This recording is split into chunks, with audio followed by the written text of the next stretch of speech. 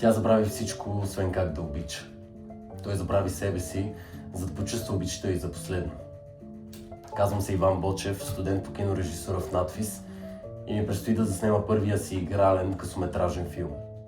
Сюжетът разказва за млад мъж, който се връща при болната си баба, за да разбере, че в очите й той вече не е нейния внук, а загубена любов. Любов от времето, в което е била момиче.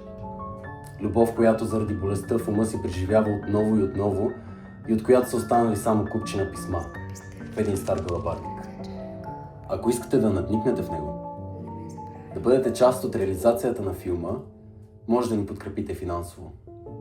Вярвам, че с общи усилия една история, която докосва, може да бъде реалност.